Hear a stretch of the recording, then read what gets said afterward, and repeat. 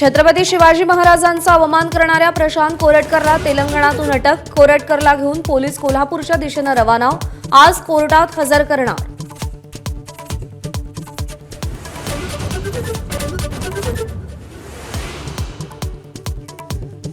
धारावीमध्ये सिलेंडरनं भरलेल्या ट्रकचा भीषण स्फोट। अग्निशमन दलाकडून 3 तासांच्या प्रयत्नानंतर आग आटोक्यात। सुदैवानं जीवितहानी नाही, मात्र अवैध पार्किंगचा प्रश्न ऐरणीवर।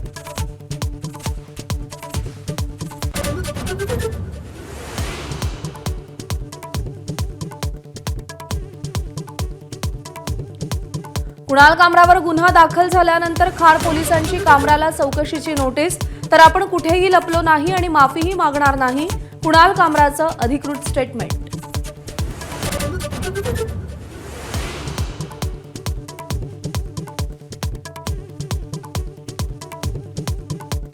उपमुख्यमंत्री शिंदेंचं विडंबन करणाऱ्या कुणाल कामराविरोधात सत्ताधारी आक्रमक। स्टँड अप कॉमेडी शोचं शूटिंग झालेल्या हॅबिटॅट स्टुडिओची तोडफोड करणाऱ्या शिवसैनिकांना जामीन मंजूर।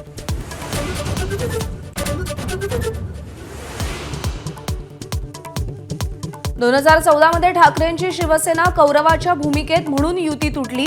147 जागा देण्यास तयार असताना उद्धव ठाकरे 151 जागांवर अडून बसले।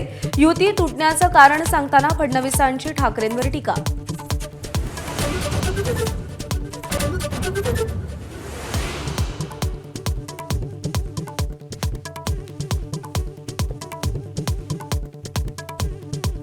मुंबईतल्या रस्त्यांसंदर्भातील बैठकीत उपमुख्यमंत्री एकनाथ शिंदे आणि आदित्य ठाकरे आमने सामने। दोघांची सूचक देहबोली कॅमेऱ्यात कैद।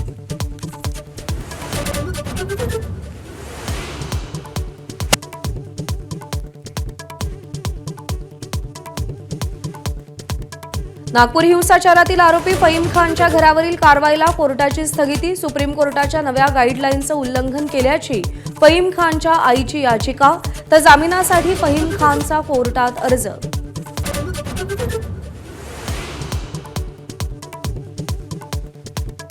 सीबीएसई पॅटर्न संदर्भात शिक्षण मंत्री दादा भुसेंचं सभागृहात निवेदन। 2025 पासून इयत्ता पहिलीसाठी सीबीएसई पॅटर्न राबवणार।